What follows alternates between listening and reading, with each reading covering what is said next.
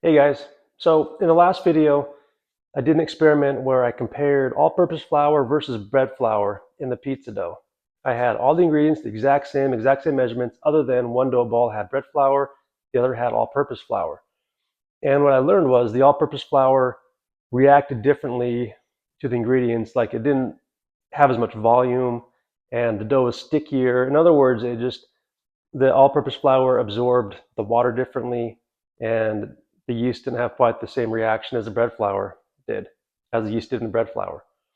And that's where I left off. Now, after I stopped recording, I kept eating both pizzas to compare, and I noticed that the crust made with the all-purpose flour tasted a little bit saltier.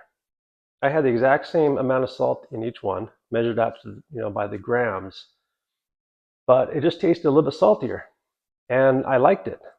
And so the next day, I didn't record this. I just made a pizza for myself the next day to eat, because nobody eats more pizza than I do. I made a pizza with bread flour, but I added more salt. So usually I'm putting, for one dough ball, I'm putting 3.5 grams of salt in, which is 2.3%. That's what I did with my experiment with the all-purpose and the bread flour. So the following day, I put 4 grams of salt in, which is 2.6%.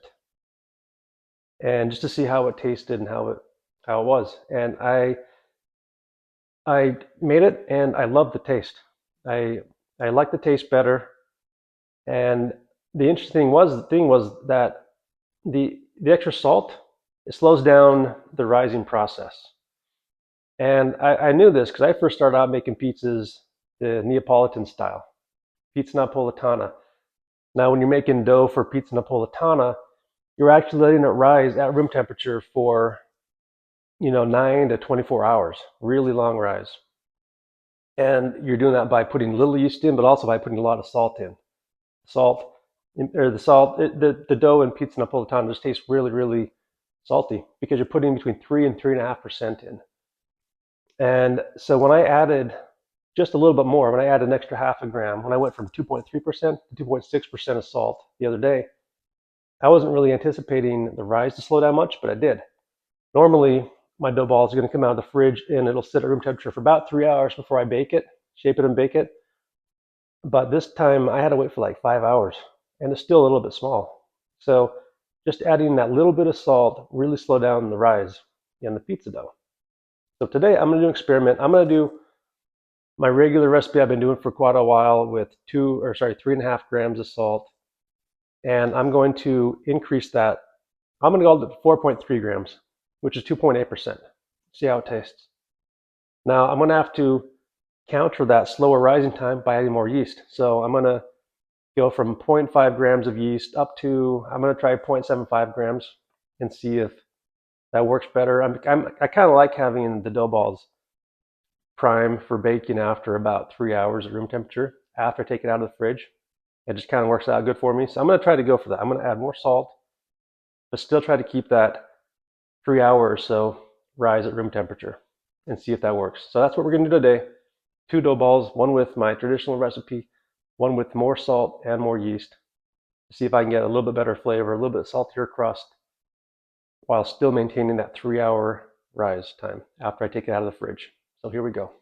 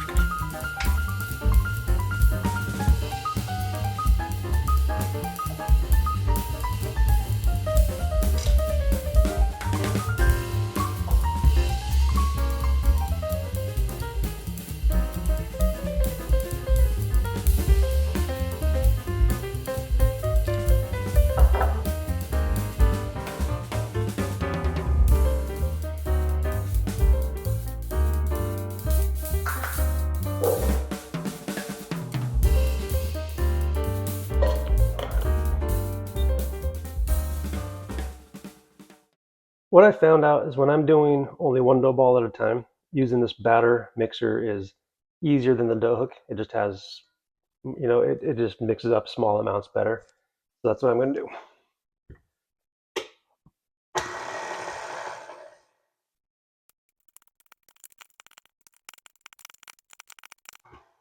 Okay, it's been mixing for about 2 minutes, and that's good enough. So I'm going to stop it, take it out.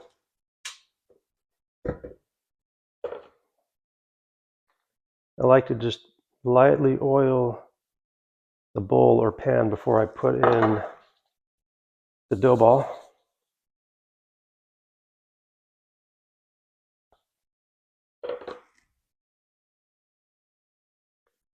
What it looks like.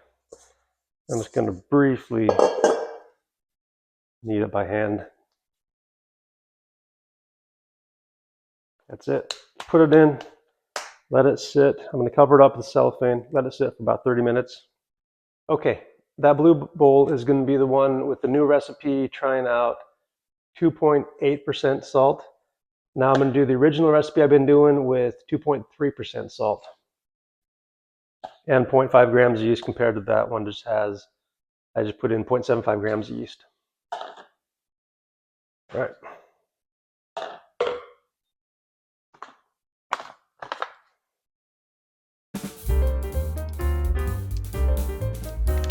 (153), 100 of water.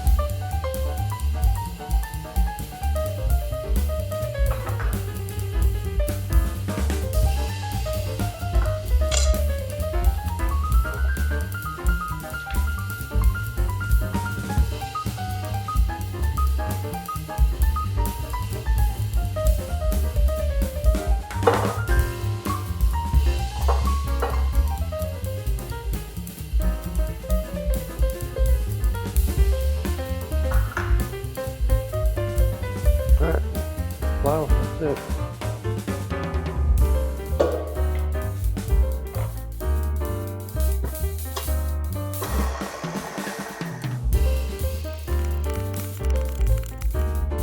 Okay, it's been about 2 minutes. That's good enough.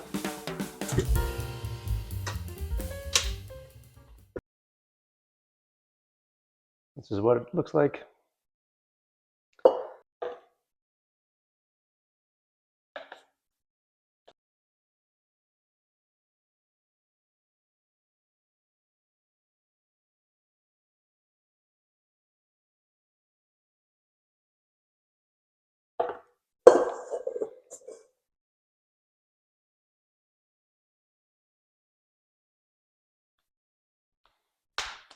Okay, put some sulfate on, let it sit for about 30 minutes. Okay. While the dough is resting for 30 minutes, I just want to talk about some tools of the trade for a minute. What I'm using to bake the pizzas on is a Lodge cast iron pizza pan. I have experimented with different baking stones. Most of them you're not supposed to use at very high temperatures, or they say they'll explode. I had one. What I did was I had an uni fire, a pizza oven that I brought in. I brought in the the stone, put it in the oven, Stones work fine if they can handle the heat. The problem is the stones do take longer to heat up. And so for me, when it's just I'm cooking 1 or 2 pizzas at a time, this works better because it heats up faster and reheats fast enough. Usually, so when I put this on the top rack, let me show you. Well, second to top rack. So it looks like that. That's as high as I can go and still handle the pizzas. I can't put it up on the top one or else I just can't even slide the pizza on and off. When I turn the pizza on all the way, or when I turn the oven on all the way to 550 degrees, that pizza pan will heat up to about 620, 630 degrees. And it's usually heated up by the time the oven's preheated. If I was to do that with a stone, it would take longer. I mean, probably another 20 or 30 minutes to heat up fully. The stone heats up slower, but it retains heat longer. So when I bake a pizza on this cast iron pan and I take it off, that pan drops all the way to 550 degrees. So it goes from about 620, 630 to 550 after I bake a pizza for 4 minutes on that, okay? All that heat from the cast iron is being transferred up to the pizza crust. If you have a stone, basically it'll retain heat better, so it might drop from 630 to 600 or something like that. But it just takes a lot longer to preheat. So for me, when I'm only doing 1 or 2 pizzas at a time, this is ideal for me. But pizza stones work if you find one that can handle the heat. Now, next, what I've learned is wood pizza pills. They simply work a lot better than the steel ones. The pizza dough just slides on and off a lot easier, especially when the dough is moist. You know, you're sliding onto the pan. It just slides a lot better, doesn't get sticky, stuck to the pill nearly as easy. So I really like the wood ones better than the metal ones. And then I use a little drying rack or cooling rack, whatever they call these. I didn't even buy this. My wife had this for cookies or something. So it comes in handy though. So the bottom of the pizza doesn't get, you know, like moist and soft when it comes out. So, let's talk about the pizza oven again real quick. I've experimented. I even did a video early on about this. I've experimented baking pizzas on the bottom rack, middle rack, top rack, and with the broiler on the top rack and the middle rack. I've done every combination you think of. I've tried using a pizza crisper, which is one of these things. If you don't know, the idea is that the pizza sits on here and it's lifted off of that hot oven floor, just enough to allow you to cook the pizza longer without burning the bottom of the crust. So I've experimented with this in all different combinations. And for my home oven, this is the ideal setup. The top or second top rack, putting the pizza directly onto the pan the whole time, not use a crisper. When I put it on the bottom, the bottom of the pizza got cooked a lot faster than the top. So if I waited for the top of the pizza, if I waited for the rim to get good coloring on the top of the rim, you know, then the bottom of the pizza was burned.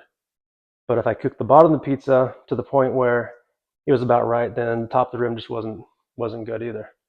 So I couldn't get that balance right. I tried it with the crisper. That helped a little, but still what I learned was the oven temperature, like the heat, even that really relatively small compartment of the oven inside, the heat really does transfer to the top. And so when I put it on the top of the rim, top of the pizza gets cooked perfectly. And so when I used the crisper on the top rack, then the bottom of the pizza just wasn't cooking fast enough to keep up with the top. So long story short, I just put the pizza directly onto that pan on the second to top rack, and it works perfectly, as good as you can get. I mean, I can make it look really authentic, like a good New York pizzeria can. Lastly, let's see. Oh yeah. So usually I just bake the pizza, bring it out, and eat it. However, in New York, most of the time when you're going to buy a slice, you're going to walk in the pizzeria and the pizzas are sitting right there. And so they reheat them for about 1 minute. They'll reheat the slice or two, whatever you order. And when they do that, they're cooking the bottom of the pizza. I mean, you're putting that bottom of the pizza back on a super hot pan or, you know, oven floor. and that basically gives it an extra crisp. So if you're in New York and you order a pizza, whole pizza, and they bake it and bring it out, the crust is not going to be as crispy as it is if you just go and order slice and then reheat it. In my very first video, I showed you the bottom of every slice I had there. And every slice I had there just about was reheated, and it had this great crisp on the bottom. When you folded the piece of pizza, it would actually like crack. And so sometimes when I want that true New York experience, I'll bring my pizza out, let it sit for 5, 10, 12 minutes, whatever, and just enough to cool down. And then I'll put it back onto the hot pizza steel for another 1 minute. Then when I bring it out, it's totally crispy. You can hear the crisp when you're cutting it. It just, the pizza cutter rolls through, this crispy, crackly sound comes out, and I can fold it and get that crack in the bottom of the crust, just like you get in New York when you order a slice. So I do that sometimes. Sometimes I don't. Sometimes I just want to eat it because I'm hungry and I like it. But I think when I bake these tomorrow, I'll show you what I'm talking about. I'm going to do the crisp. I'm going to bring them out, let them sit for a few minutes, put them back in for a minute to get that true New York crisp. All right. So I'm going to let these sit for another 20 minutes or so, and then I'll check back. Okay, it's been about 40 minutes. I'm going to make the dough balls out of these rough dough balls.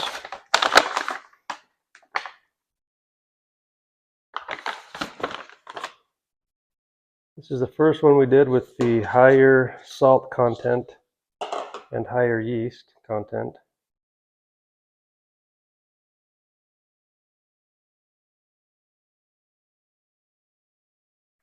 Ooh, this dough is nice and soft. Just that 30, 40 minutes of resting time really makes the dough soften up, go nice and smooth. See that? Put it back in. This is my traditional recipe.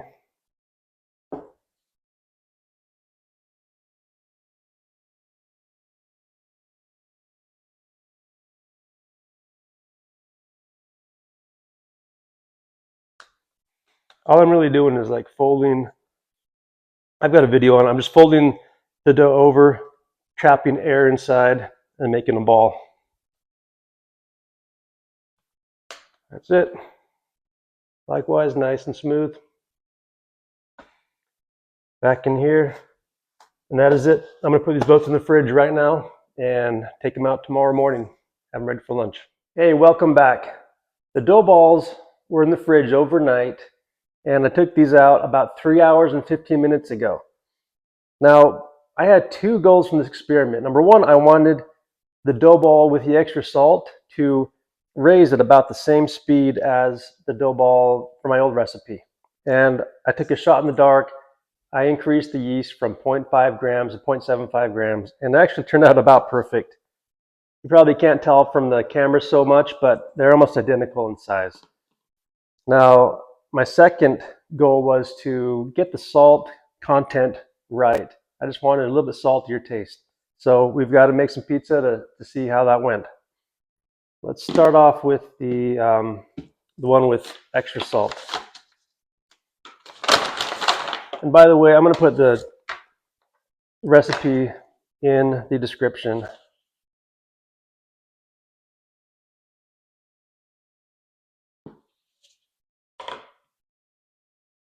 Ooh, this is nice, soft dough.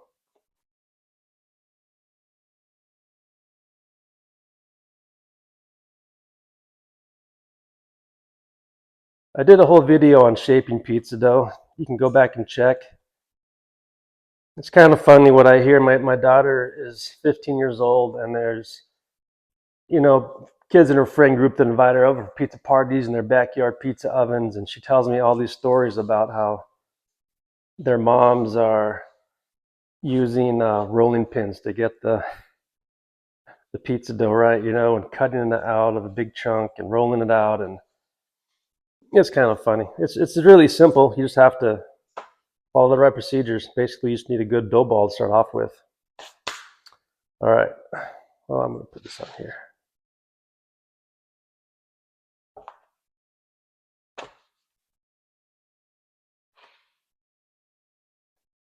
So we're gonna have a really nice airy rim. Lots of big air bubbles. I've got my ingredients pre-measured out. I've got 70 grams of sauce and 85 grams of mozzarella.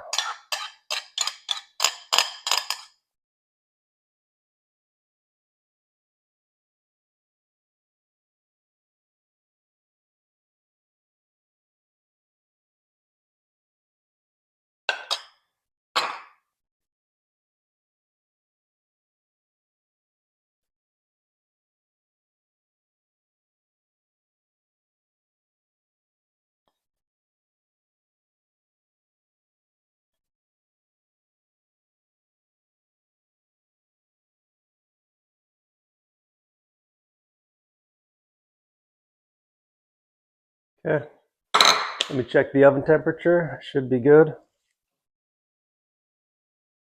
Yep, 634 degrees.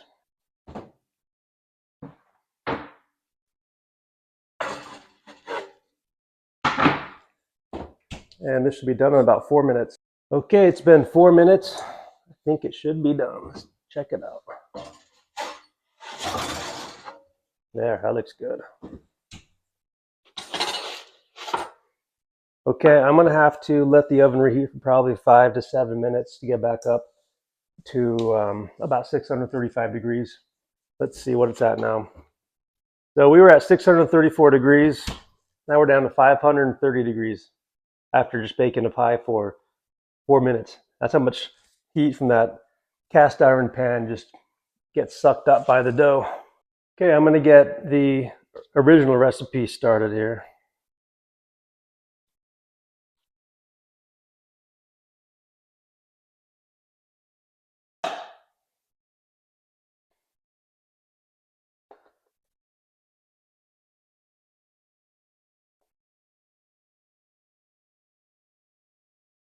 So it seems like that the last one I just did with the extra yeast and the extra salt, it seemed like the dough is a little bit softer, not quite as strong.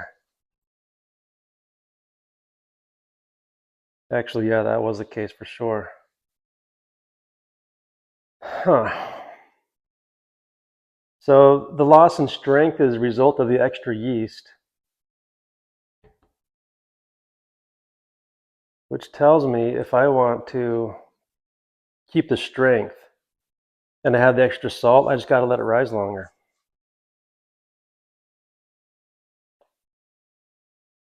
Yeah, this is quite a bit stronger than the other dough, my original recipe here.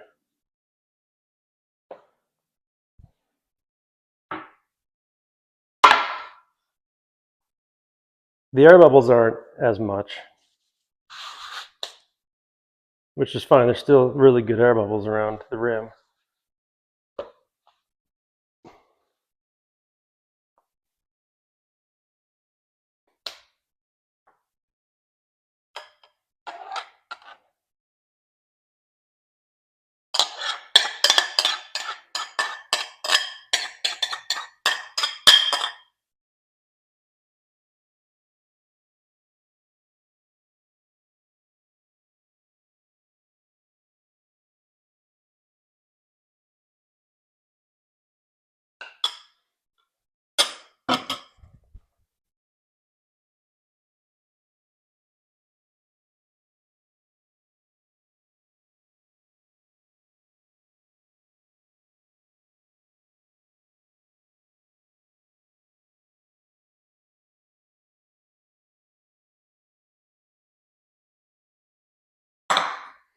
All right, let's see what the oven temperature is at.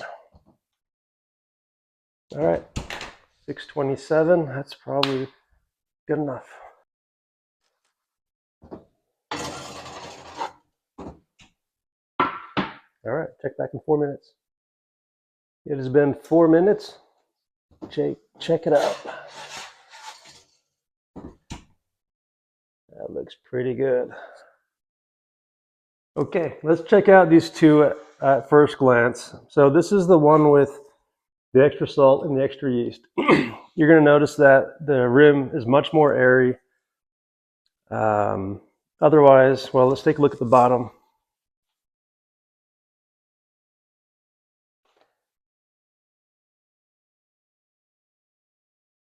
I mean, the bottoms are pretty similar. This might have been in the oven for about 15 more seconds, so it might be a tiny bit darker. But basically, this is what I've learned so far, is that the one with more yeast, I think it was too much yeast.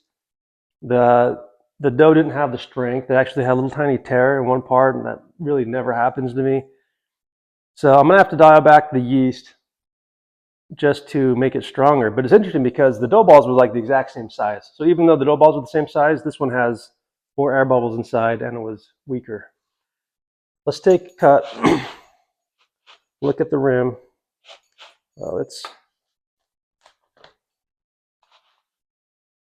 yeah, this looks good.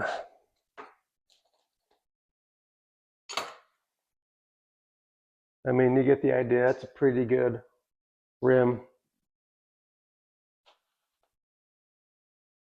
Lots of air.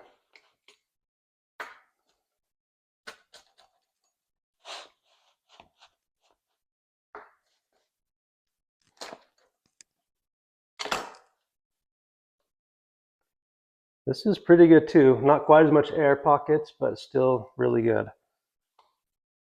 Yesterday, I told you I was going to get the New York crisp going. So I'm going to let these cool down for a few minutes.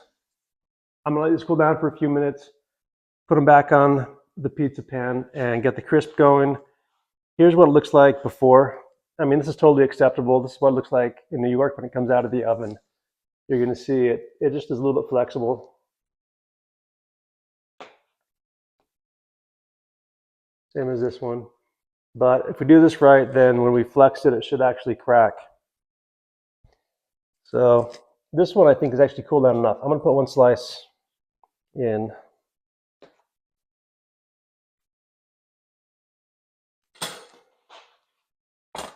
I'll put one slice in the oven.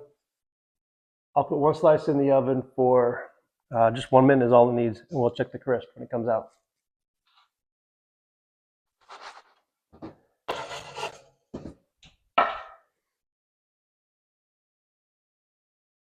Okay, first slice. I guess we can put one of these in now. It's cooled down enough.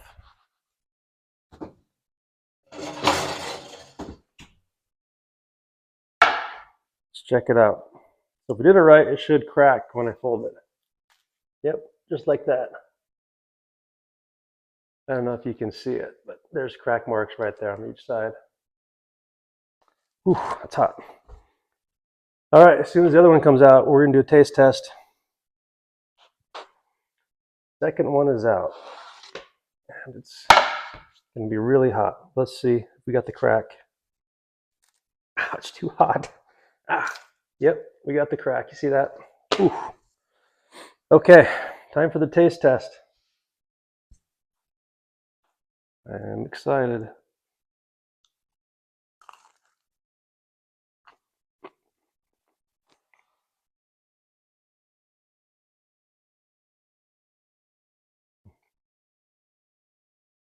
That was really good. That tastes about perfect to me.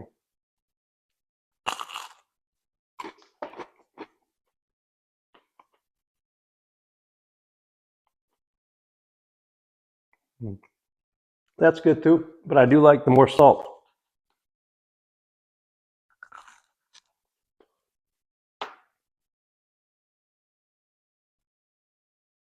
Yep. That's about perfect taste to me. I mean, this crust would pass for a good crust in New York City. Real good crust. It's not quite as salty as Patsy's, but it's probably more along the lines of Scars, which is really good. Those are my two favorite pizzerias in New York that I found so far. It's good. As far as the saltiness goes, this is perfect crust to me. I'm just going to have to experiment by lowering the yeast. I was hoping to get it to the same rise time as this one, but if not, that's fine. You can't rush perfection. I was thinking what else I can do is, normally after I make the dough balls, I put them right in the fridge and then take them out, let them rest for 3 hours at room temperature. I think if I put them if I make the dough ball and let it rest room temperature for 30, 60 minutes, and then put it in the fridge, and that should help speed up the whole thing too. So I'll try that next. But this is really good tasting crust. Mm.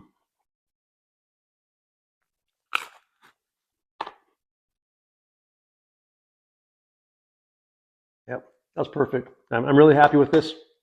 Please, guys, try this out. Again, the recipe will be in the comments. Let me know how you think it tastes. But you've got to be precise. I've got two scales here, a small one and a big one. This one is good for the very small measurements, you know, the salt and yeast and all that. And this is for the bigger stuff. You got to be very, very precise in this. Smallest little deviation makes a big difference in pizza. So thanks for watching. Please let me know what you think in the comments.